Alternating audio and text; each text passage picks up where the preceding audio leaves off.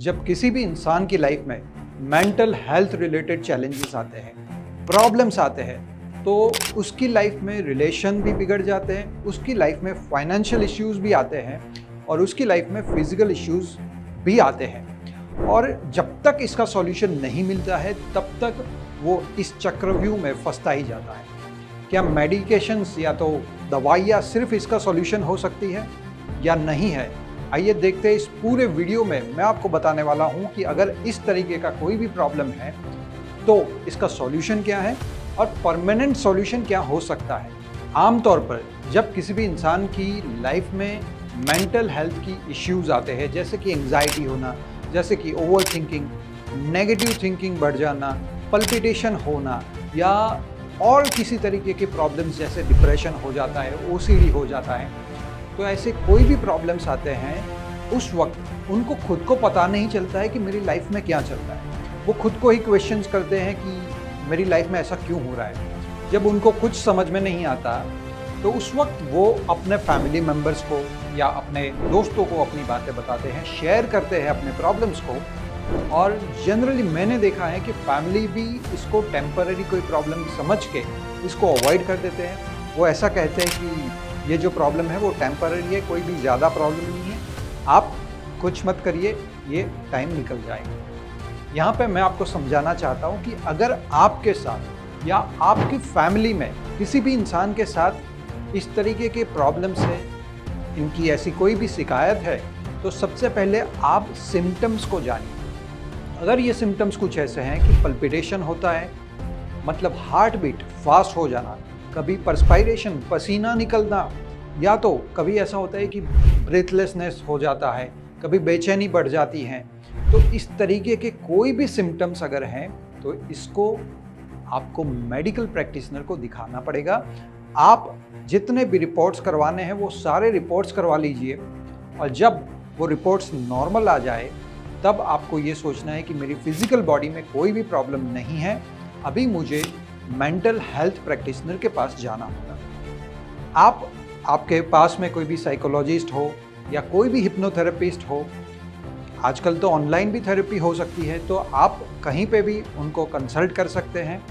आप काउंसलिंग के द्वारा ये सारे प्रॉब्लम्स है उसका सॉल्यूशन पा सकते हैं। अब जब काउंसलिंग की मैं बात करता हूँ तो काउंसलिंग में क्या होता है? काउंसलिंग मतलब कुछ क्वेश्चन आंसर्स आपसे किए जाते हैं, आपकी लाइफस्टाइल को वो जानते हैं और उस हिसाब से आपको सॉल्यूशन देते हैं। काफ़ी बार ऐसा भी होता है कि काउंसलिंग से प्रॉब्लम का सॉल्यूशन नहीं आता है तो फिर आपको थेरेपी सजेस्ट की जाती है। ये जो थेरेपी है वो डिफरेंट तरीके की थेरेपी होती है, बट इसमें कोई भी दवाई लेने की ज़रूरत नहीं होती है, तो ऐसी थेरेपी भी अवेलेबल है। देखिए, हो सकता है कि यहाँ पे कुछ ऐसे लोग भी हैं जो ये वीडियो को देख रहे हैं, जिन लोगों को इस तरीके की कोई प्रॉब्लम है। उन लोगों ने हो सकता है मोटिवेशनल वीडियोस देखे हैं, कुछ एक्सरसाइज अपने घर पे की हैं, कहीं पे ट्रीटमेंट किसी तरीके का लिया है और उनको अभी तक सेटिस्फैक्टरी रिज़ल्ट नहीं मिला है। तो आपको परेशान होने की ज़रूरत नहीं है, क्योंकि इसका रिज़ल्ट कैसे लाया जाए या तो ट्रीटमेंट क्या हो सकती है जिससे परमानेंट रिज़ल्ट आए, वो मैं आज आपको बताने वाला हूँ। मैं Chirag Patel, clinical hypnotherapist and NLP practitioner. पिछले 14 इयर्स से मैं इस फील्ड से जुड़ा हुआ हूँ। मैंने लोगों को सिखाया है कि मेंटल हेल्थ को किस तरीके से डेवलप किया जाए, लोगों के साथ 1 to 1 काम करके एंग्जाइटी, ओसीडी या डिप्रेशन जैसी बीमारियों से कैसे दूर हो सकते हैं, वो भी मैंने लोगों को बताया है। तो अब मैं आपको बताने वाला हूँ वो परमानेंट सॉल्यूशन क्या है। परमानेंट सॉल्यूशन है हिप्नोथेरेपी। हिप्नोथेरेपी बहुत ही फास्ट है, बहुत ही जल्दी आपको रिजल्ट मिलते हैं, बहुत ही अच्छे रिजल्ट परमानेंट देता है। अब ये हिप्नोथेरेपी क्या होती है, किस तरीके से ये थेरेपी चलती है, ये सारी बातें मैं आपको बताने वाला हूँ। मगर पहले समझते हैं कि ये जो प्रॉब्लम्स है, एंग्जाइटी है या तो ओसीडी है, ओवर थिंकिंग है, नेगेटिव पैटर्न आपके माइंड में आ जाते हैं, या तो हो सकता है कि डिप्रेसिव थॉट्स चलते हैं, मूड स्विंग होना, ये सब कैसे आता है हमारी लाइफ में। देखिए, हमारी लाइफ में जब हम नेगेटिव फेज से गुजर रहे होते हैं, जब लाइफ में कुछ नेगेटिव सिचुएशन बन जाती है, तो उस वक्त हम मैक्सिमम नेगेटिव थॉट करते हैं, नेगेटिव सोच ही सबसे ज़्यादा आती है और हम ही इसे अलाउ करते हैं। और जब मैक्सिमम ये थॉट्स आते रहते हैं उसके साथ फीलिंग्स भी आती है, इमोशंस भी आते हैं।